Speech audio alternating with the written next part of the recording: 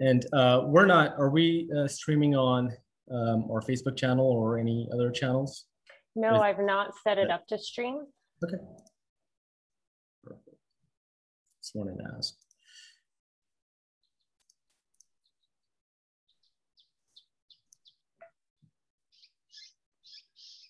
But we should be good to go whenever you're ready. All right, sounds good. I'm gonna, Jimmy, before we jump into the presentation, anything you'd like to share? Nope. All right. All right. Good evening, community, my fellow teammates, and my name is Sergio Sung. I'm the finance director.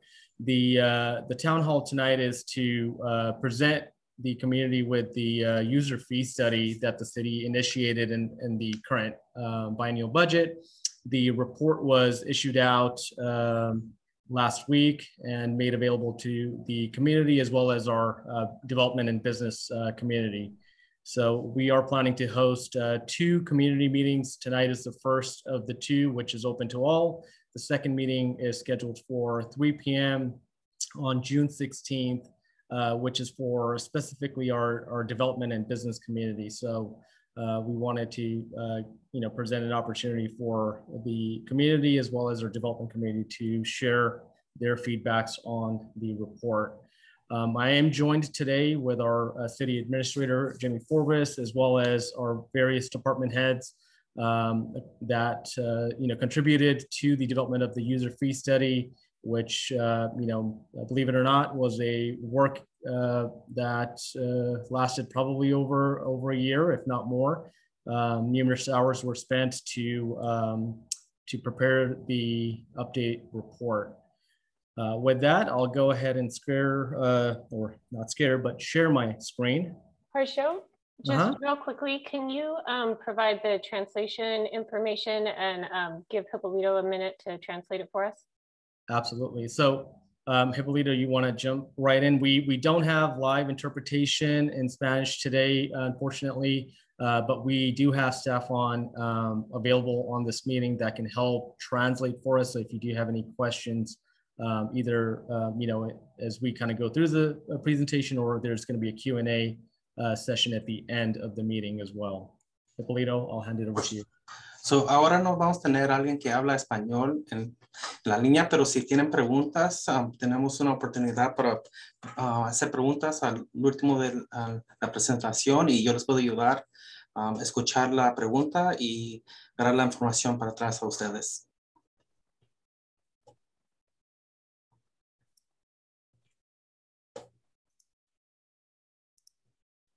Please let me know that you're able to see the slideshow. Do you see the PowerPoint or the actual slideshow?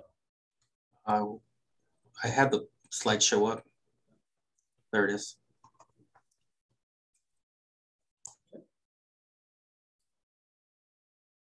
All right, a little background tonight, that I want to share is the cities. What's the reason behind cities, conducting the comprehensive user fee study? Is our existing fee study, was updated and adopted last in 2014, and it does not currently contain any inflationary adjustments. So those fees that were established in 2014 are the fees that we're assessing today. While at the same time, we know that our costs have gone up, notably for our personnel related costs over the years have increased, the folks that provide the service. The study was initiated in 2019, was briefly paused in 2020 due to the onset of the COVID pandemic. And as part of the current biennial budget, we did include it in our work plan to complete the study.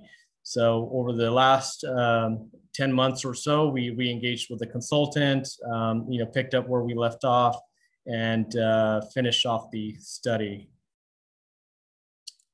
So what are user fees? So user fees are basically fees that fund programs or services that provide private benefit to individuals requesting them, with limited or no benefit to the community as a whole. So some of these examples could be individuals or residents, for example, requesting to start or stop utility services in their name, or businesses wanting to obtain a special permit or a business license from the city. So those are some examples. And the law requires that individuals that use the service, must be voluntary, and the fee must be reasonably related to the service that's provided. So, by law, cities can only collect cost that's reasonable for that city to provide that service to the constituents. And, and this is done via a user fee study periodically, at reasonable times. The goal of the user fee study is typically to determine the full cost of providing that service. And each of that fee or service cost is calculated individually. And the elements that go into the calculation are typically developing a fully burdened hourly rate for that one position or multiple positions that are providing that service. It includes their total salaries or benefits, as well as a component of direct or indirect overhead as applicable. And cities, again, by law, are allowed to, capture and recover 100% of that cost of providing that service. So for the city of Gilroy, our scope of the study, since this is a comprehensive fee study that we did, it included all, departments and all major fee group areas to include general administration, finance, public works, community development. That includes our building and planning function, as well as our fire and hazmat, our recreation services division, and our police department. Talking a little bit about the data and city staff participation and the methodology that's involved. Again, as I shared, it's a significant effort, involving various city staff as well as the consultant to compile these studies and prepare the calculations. The data that's analyzed, includes departmental budgets, salaries, and benefits, the structure, the organizational and the reporting structure gets identified, which ultimately turns into a cost allocation plan. And based on those productive billing hours and the time effort for each of those positions to complete those tasks, the calculations are conducted. Here's a summary of the steps as I shared in the prior slide, which includes, again, the data gathering analysis and building and the identifying of those cost layers, such as the direct, indirect costs as well, leading all the way down to setting those fees for that cost service, if you will. Talking about the user fee calculation for this, again, for the city of Gilroy, most fees are time-based unless they are capped by legislation or they follow an industry standard. For areas within the community development building, permit fees are based on valuation utilizing the International Code Council's building valuation data set, which provides us the average construction cost per square foot adjusted for regions. So for us, it would be the San Francisco region, if you will. And then for our recreation fees, a new approach was established in 2020, where the city's general fund allocates up to $1.5 million for programs that serve the vulnerable population, and any other recreational type of programs or activities that the division offers are demonstrated at 100% cost recovery. And any new programs even would be subject to the demonstration of the 100% cost recovery for consideration and approval. And that's kind of the model that the user fee study will take on. Here is an example of the time-based calculation. As I shared earlier, there are three components to the left there. You see, you take on the personnel costs, including salaries and benefits, taking on the departmental overhead, as well as any central services overhead. That includes, services for, say, general administration, like the city administrator's office, the city clerk's office, and so forth. And then that's calculated into the fully burdened hourly rate. And then in this example, we demonstrate there's 2 employees that are involved in providing that service, employee 1 at 3 hours, employee 2 at a quarter hour, and total of their fee is calculated to the $154.71. So that methodology is applied throughout the fee calculation across various departments and so forth. Now I'll jump into each of those categories and kind of highlight high-level items that that are takeaways, if you will, from the fee study. So within the general administration, again, fees in this category are for general governance-related functions such as city clerk, city attorney, or other administrative services. And these fees are primarily time-based, unless they're capped by a legislation. So in this category, we do have an increase to one of the fees. We have two new fees that are added, notably a notary fee as well as document reproduction fee. And remaining fees are suggested to remain as they are currently set.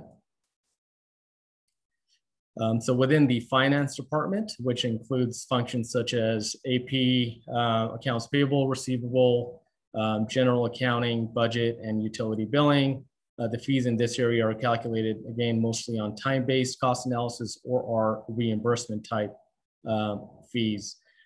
In this area, the suggested fee, there is an increase to about 33 fees. There's 40 fees that would remain as currently set. There are 4 new fees that are to be added and 5 fees would be decreased. The new fees that are being added are related to the pass-through costs for merchant service providers, related to credit cards and or ACH or electronic payments. So we have added those fees onto the schedule, but they are pass-through costs. Okay. So in the area of wastewater, this is a function within the Public Works Department that oversees capital budget as well as wastewater operations and the operations of our South County Regional Wastewater Authority, also known as SCRA. Again, most of these fees in this category or this fee group are time-based cost analysis. And the suggested fee notes here are, there is an increase to 3 fees, 9 fees would remain as currently set, and 1 fee would be added. And mostly these are fees related to inspections, related to either drainage and or inspection of any kind of pools or so forth. Okay. Going down to our Public Works Department, again, comprised of the engineering division and the operations division. Fees in this category are also time-based primarily, and the suggested fees, there is an increase to 5 fees, a decrease to 1 fee, 8 new fees would be added, 5 fees would change from a flat to a deposit base. So a deposit based fee is, instead of charging a flat fee, we're recommending that the constituent or the person that's going to be utilizing the service would put down a deposit, and any kind of actual cost would be basically credited against, charged against those deposits and so forth. There are majority of the fees, 96 fees that would remain as currently set. And the average estimated fee increase in this area is around 15% for those flat fees. Okay. In the area of recreation, again, this division is housed within the city administrator's office now, offering programs geared for all ages. So within the scope of the user fee study, the category that was included was, again, facilities and park rentals. Other programmatic fees are established seasonally, taking into various market factors. So within the facilities and the parks rental group, there is an increase across the board to 70 fees. There is a decrease to 3 fees, 12 new fees are being added, and 30 would remain as currently set. So this is the fire department. The fire department, again, provides 2 divisions, administration and operation. The department works very closely with the community development's fire and hazardous materials function.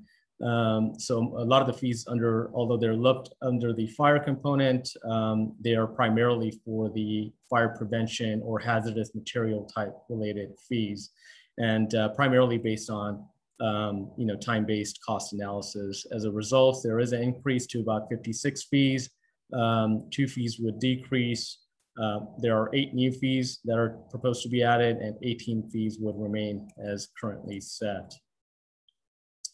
And the notable increases in this area are for above and underground flammable or combustible storage tanks and inspection-related fees for hazardous materials. Okay. And within our police department, there are 3 divisions: field ops, special ops, and administration that provide public safety services. Majority of the fees in this area are time-based cost analysis as well. The suggested fee notes are there's an increase to 20 fees, 6 fees would decrease, 28 fees would remain as currently set, and average fee increase is around 8% across the board. And police is where a majority of our permit-related activities or services are aligned as well. So that includes such as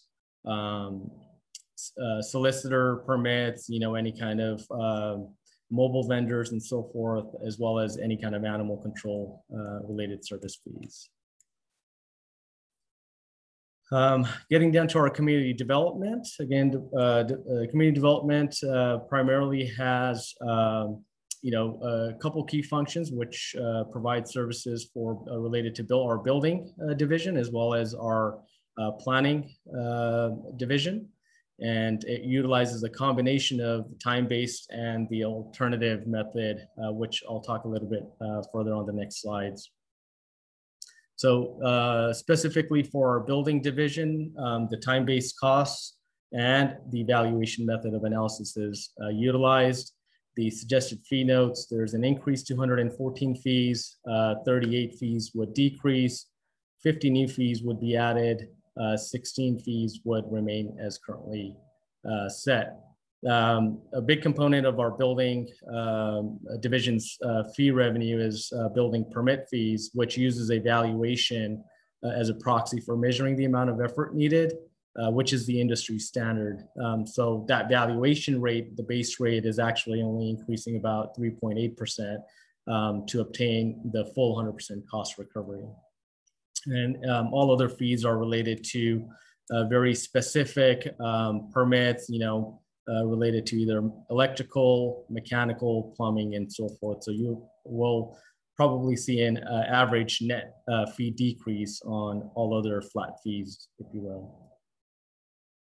For our planning division, majority of the fees in this area are time-based cost analysis and recommended at 100% cost recovery. So as a suggested fee notes, there is an increase to 42 fees, 6 fees would decrease till 12 new fees would be added, 10 fees would remain as currently set, with an average fee increase of 24% for the flat fees.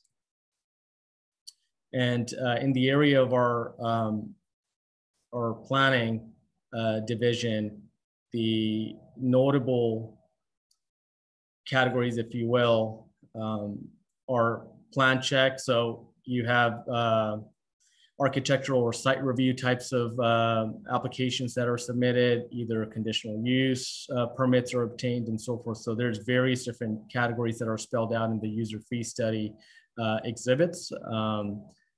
So if you'd like to take a look at it more detailed, again, it's Appendix C that details all that out.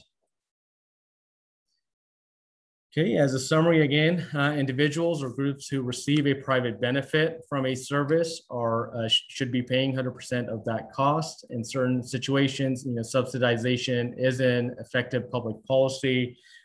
Within for the city of Gilroy, within our recreation division, we do have our facility fees that are based on categorical subsidy. So if you're a Gilroy resident, you will get to benefit from a slightly lower rate, or if you're a nonprofit for that matter. And then one of the key things that the user fee study is recommending, as the 2014 study, we did not include an inflationary factor. It is recommended that we annually adjust the fees based on CPI, and then further conduct a comprehensive fee study every 5 years. So these are changes that we will be looking to make as a recommendation to the council when we take this forward on June 20th. In addition, we will be introducing a ordinance to kind of clean up the existing code that talks about fees, to include things such as the inflationary factor language in there, as well as kind of bring it current to our current fee category types, if you will. Okay, as far as our next steps go, again, as I mentioned earlier, we have 2 community meetings. This is the first one of the 2, and then our next one is on June 16th at 3 p.m. To be held at the council chambers. On June 20th, we will be introducing the user fee study and the ordinance to the city council, followed by a public hearing by the city council to adopt the fees as well as the ordinance on July 5th. And with that, I did want to mention we have established the city's website webpage is updated, which contains the current user fee, as well as an online form where you can go to submit your comments and/or questions. It also has my direct email address on there, as well as the schedule, as I outlined earlier, about our future upcoming meetings and all leading all the way up to the adoption. Alternatively, you could also call our information line if you'd like to get a copy of the user fee study, or send an email to communications@cityofgilroy.org to get a copy as well. All right, that concludes my presentation. With that, I'd like to again, take the opportunity to open up the floor for any questions and/or comments from the community. I would ask you, if you have questions, to please raise your hand, and we'll invite you to unmute and let you ask your question.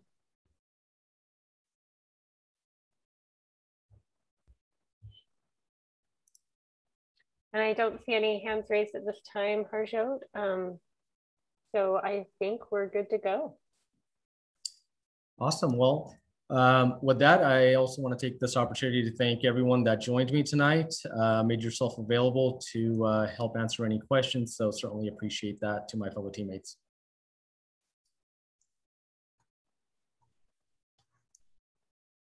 All right. Does that conclude our town hall?